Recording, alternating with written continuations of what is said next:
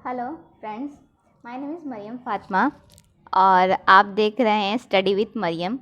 तो हमने पहले वाले पार्ट में देखा कि हमने केमिकल रिएक्शंस पढ़ा था। तो आज हमारा नेक्स्ट पार्ट जो है उसमें हम बताएंगे कि केमिकल इक्वेशन होता क्या है। तो फर्स्ट ऑफ ऑल हम उसका डेफिनेशन देखेंगे, फिर बैलेंस करेंगे, फिर उसका स्टेप्स देखेंगे कि कैसे बैलेंस होता है। तो पहले डेफिनेशन की तरफ चलते हैं। तो चलिए, the method of representing a chemical reaction with the help of symbols and formula of the substance involved in it. इसका मतलब ये है कि केमिकल रिएक्शंस में उसको किसी सिंबल से, किसी फॉर्मूले से उस केमिकल रिएक्शन को रिप्रेजेंट करने को ही हम केमिकल इक्वेशन बोलते हैं।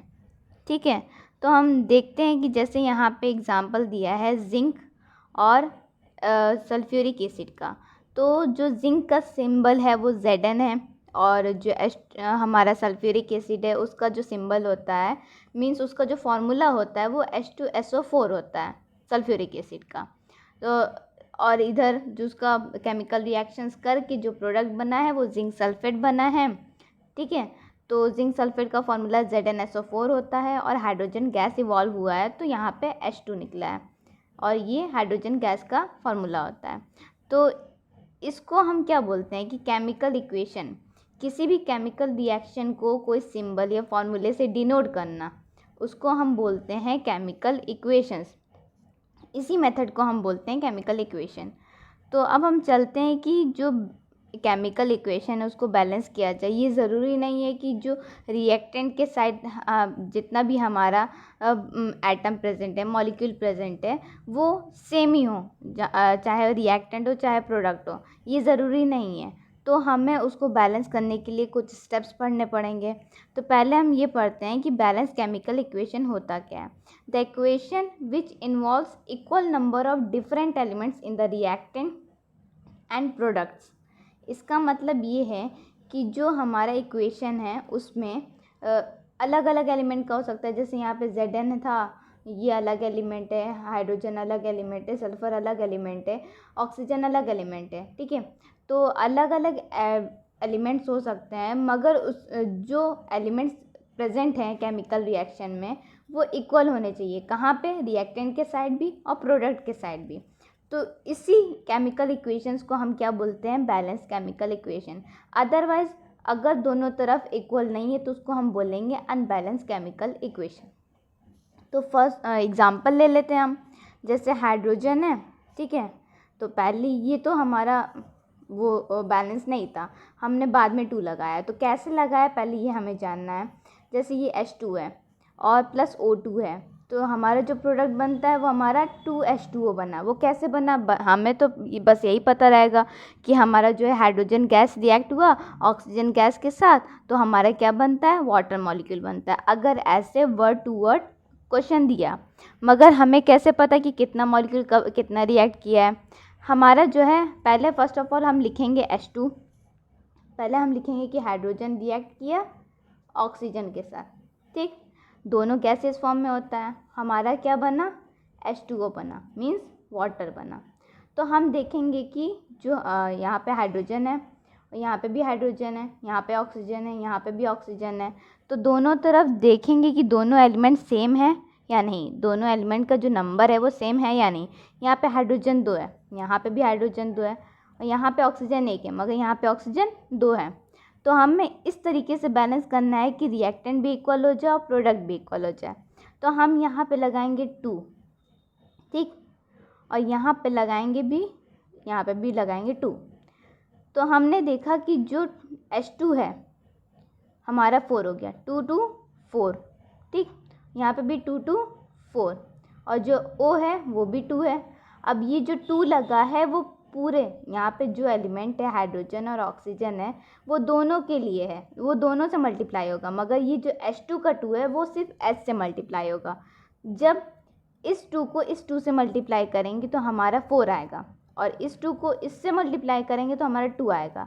तो हमने देखा कि जो ऑक्सीजन है यहाँ पे 2 है, यहाँ पे भी ऑक्सीजन 2 है। जब हमने बैलेंस कर लिया तो हमारा हाइड्रोजन भी 4 हो गया और हमारा वाटर मॉलिक्यूल का हाइड्रोजन भी 4 हो गया। अब हमारा नेक्स्ट टॉपिक जो है वो हमारा steps to balance a chemical equation, कि हम किसी भी केमिकल इक्वेशन को बैलेंस कैसे करते हैं।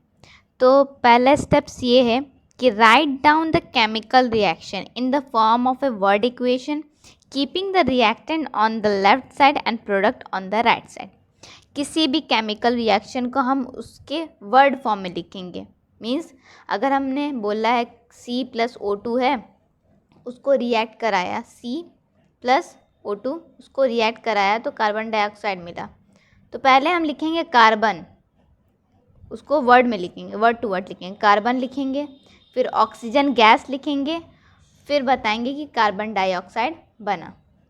तो इसमें हमने एग्जाम्पल क्या लिए, मेथेन का। मेथेन क्या है, एक गैस है जो कि ऑक्सीजन गैस के साथ रिएक्ट किया है, तो हमारा जो प्रोडक्ट बना है वो कार्बन डाइऑक्साइड बना है और वाटर बना है।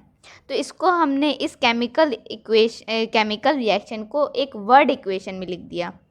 ठीक, उसके बाद हमारा हम ये देखेंगे कि जो हमारा रिएक्टेंट है वो लेफ़्ट साइड पे होना चाहिए और जो प्रोडक्ट है हमारा ऑलवेज राइट साइड पे होना चाहिए।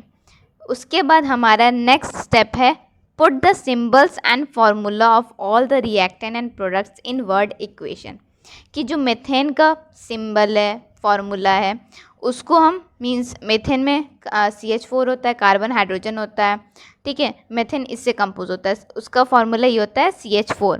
ऑक्सीजन का क्या होता है फार्मूला, O2। ऑक्सीजन हमेशा जो होता है गैसेस फॉर्म में होता है। ओके, कार्बन डाइऑक्साइड जो होता है वो हमारा CO2 होता है, उसका फार्मूला, और वाटर जो होता है उसका H2O होता है। ठीक है, तो ये जो मेथेन, ऑक्सीजन, कार्बन डाइऑक्साइड और वाटर है, ये पहला स्टेप्स जो था हमारा वर्ड इक्वेशन में था। सेकंड स्टेप्स जो था हमारा उस वर्ड इक्वेशन में हमें उसमें उसका सिंबल पुट करना था और उसका फार्मूला लिखना था। तो पहला स्टेप्स ये है कि हम उसको वर्ड इक्वेशन में लिखें। सेकेंड स्टेप्स ये है कि जितना भी हमारा सिंबल है, फार्मूला है, उस वर्ड इक्वेशन का उसको लिखें। फिर हम देखें कि जो हमारा सारा एलिमेंट प्रेजेंट है रिएक्टेंट में और प्रोडक्ट में, हर जगह तो दोनों एलिमेंट सेम ही होंगे, प्रोडक्ट में भी सेम होंगे और हमारा रिएक्टेंट में भी सेम होगा, मगर क्या नंबर जो है उसका वो सेम है। चलिए देखते हैं। यहाँ पे CH4 है, यहाँ पे CO2 है, यहाँ पे एक कार्बन है, यहाँ पे भी एक कार्बन है। ठीक, यहाँ पे हाइड्रोजन कितना है, यहाँ पे हाइड्रोजन 4 है, यहाँ पे हाइड्रोजन 2 है। तो हमें किसको बैलेंस करना है, हाइड्रोजन को बैलेंस करना है।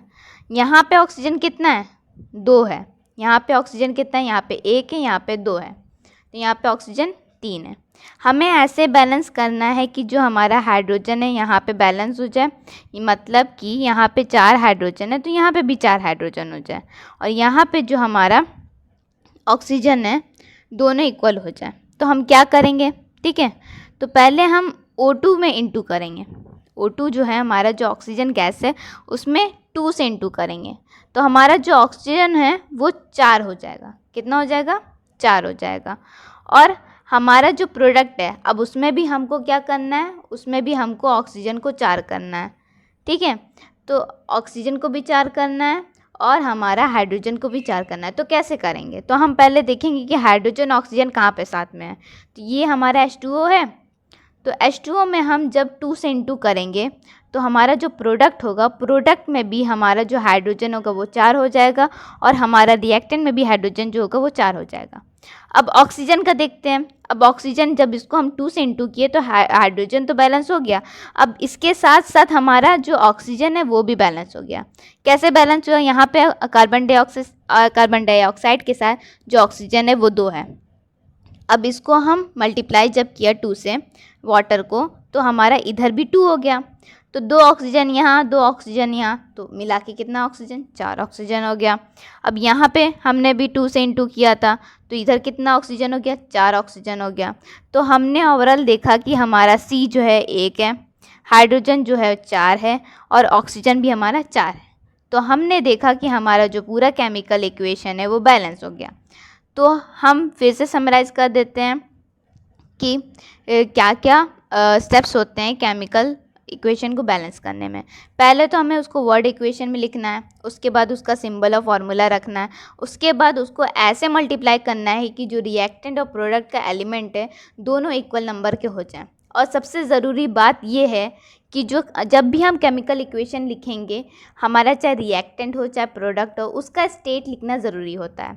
यहाँ पे मैंने मेंशन नहीं किया है, मगर it must that we have to mention the state of the substance which are involved in the chemical reaction.